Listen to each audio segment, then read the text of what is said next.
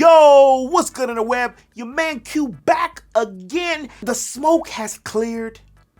The sky is blue. Finally, the Nintendo Direct tweakers got they fix.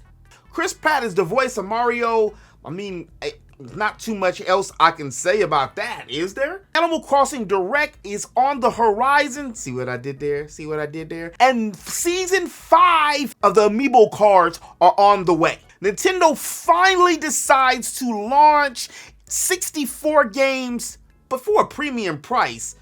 And depending on the price, is it gonna be worth it? But before we go any further in the web, if you're new to my channel and you want to stay up to date with all things geek, I make geekly content Monday through Friday, and I do a bonus stream over here, YouTube. On Saturdays, subscribe here if you want to stay up to date. Also find me on Twitch/The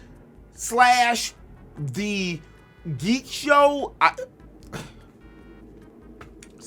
It's gonna be right here. You can follow me over there on Twitch. Thing that I wanted to talk about is something that became near and dear to me because I skipped an entire generation of Animal Crossing from the GameCube all the way to the Switch. So I guess I skipped more than a few generations of Animal Crossing. But last year, because of the global miasma, I got a chance to catch up not only on my anime watching, which I started from episode 1 all the way to 946 on One Piece.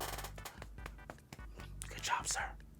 Good job. But I also put over 1,000 hours in on Animal Crossing. I don't know about y'all, but I took the miasma seriously. If I didn't have to go out, I wasn't going out. So where my timeline was in Animal Crossing and in One Piece.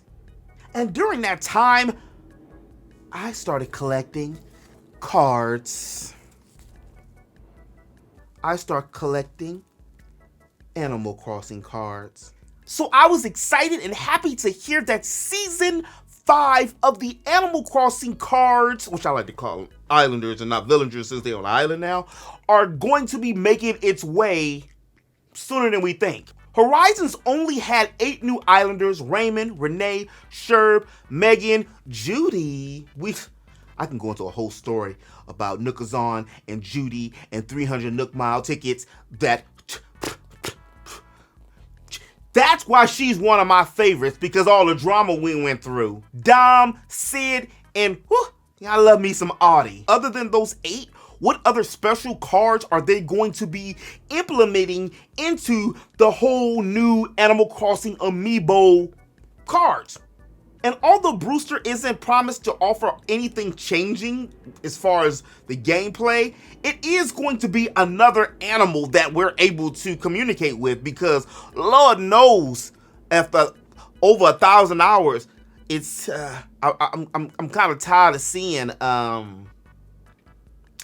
Isabel and just Tom Nook all the time. I mean, I know what y'all doing. They big act like they slick, like we don't know what they're doing. Oh, I know what y'all doing. Locked up in the damn office all the time. Where she go, you go. Okay, bro, I see you, Nook. You have a little puppy come out with the raccoon eyes. We know that. We know, Nook, you are the father. Are we going to see characters like Gracie, Rigby, the boys, you know, Booker, Copper, the cops? I've got like a little space for them just in case they ever did like an update, which they, you know, Nintendo, Animal Crossing, for real. What I really want to see, you know, can we just get 10 inclines and 10 bridges instead of the awkward 8? That would really help. That, you know, that would help. The directs are subjective, and it's just like I always say about just video games and gaming in a whole. You don't buy a system, i.e. a console, for the system. You buy a system for the games, and it's the same way with the directs. I was excited because of all the RPGs and games like Advance Wars that I wanted to play that they feature on the last Direct. On this particular Direct, they had a few things that I was interested in. I would have liked to finally gotten, the Smash Brothers character over with. I love to see Bayo because y'all know how I'm always talking about Nintendo and its issue with female representation, even though Bayonetta is not a first-party game. She still got some of them handcuffed to Nintendo for now.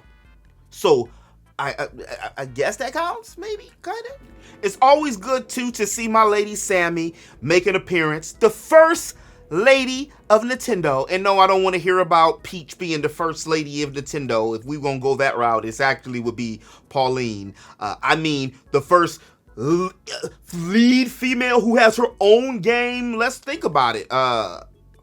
Again, it ain't too many. Be real with you, Mario is not really a hard voice to do.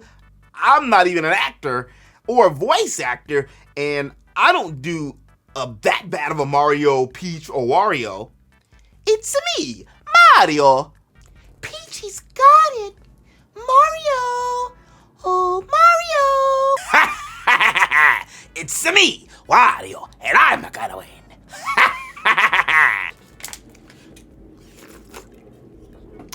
Get your throat look. Get your throat look. So I'm gonna take this situation a lot like I did with Ben Affleck being Bruce Wayne, because you never know.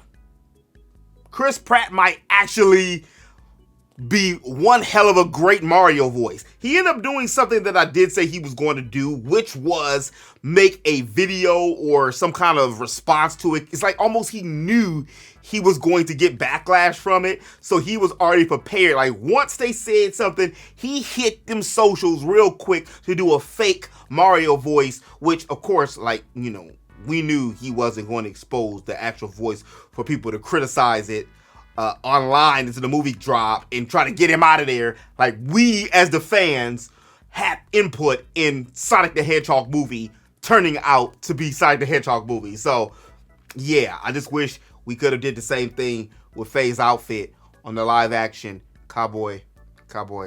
And with all the extra hype surrounding the N64 titles and games that are going to be dropping later on this year with the premium Nintendo online services, which we probably coulda, shoulda already had some of these games on the base service, but I'm going to play devil's advocate a little bit here. I was around when most of these games dropped, and I actually have most of the games that are going to be offered on this online service. So it affects me, but it really doesn't affect me because I really don't care about playing Mario 64. As great as Mario 64 was, or Mario Kart 64, or the original Smash Brothers, playing online with other friends with, we can play 8 as tired as that is. Only thing I would like to see is Wario Stadium and Rainbow Road, but from nostalgic purposes. But depending again on the price, yeah, I just think it's kind of,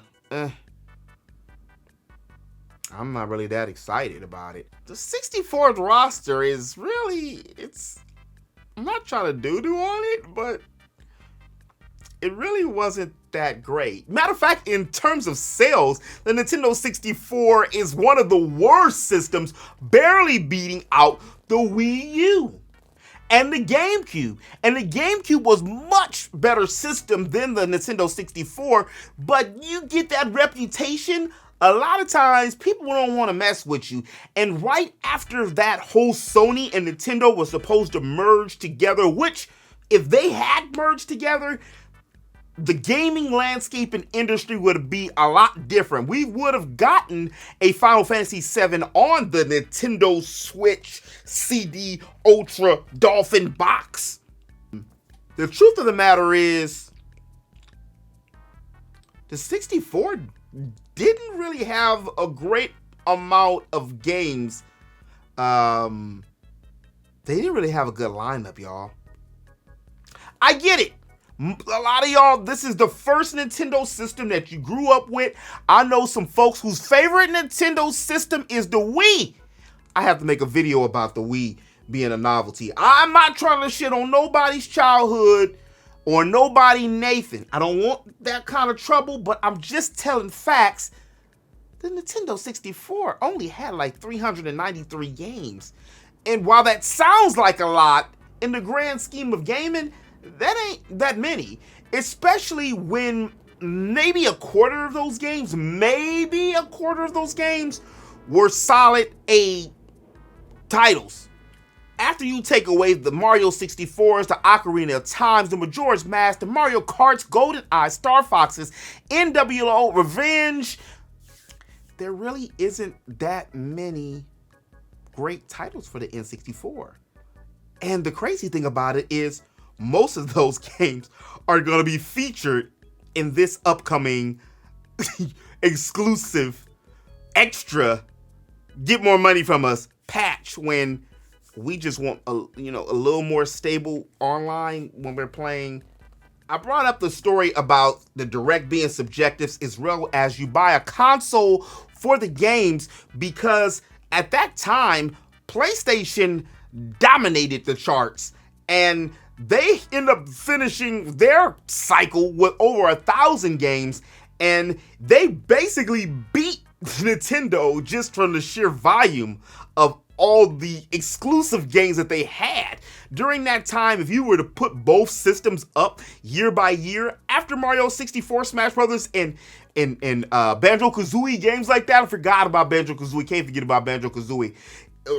On PlayStation, you got Resident Evils and the Tomb Raiders and the Tekkens and Final Fantasies and the RPGs and the RPGs and the RPGs and the RPGs that you really couldn't find on Nintendo 64. I'm not really excited about that. That's why I really feel that PlayStation dropped the ball with the PlayStation 1. Because the PlayStation 1, hands down, man down, won that mid-90s generation console wars. It's just too many great games that came from that era that you could only play on PlayStation. And most of the people that had a 64 at that time, self-included, love to play it as a party system and with friends, but when you wanted that real, minus the Zeldas, that real RPG or that real gameplay like Resident Evil or Metal Gears, you had to have a PlayStation, and the 64 end up sitting on the shelf kind of collecting dust. So I guess maybe it is, in hindsight, better that it is going to be online.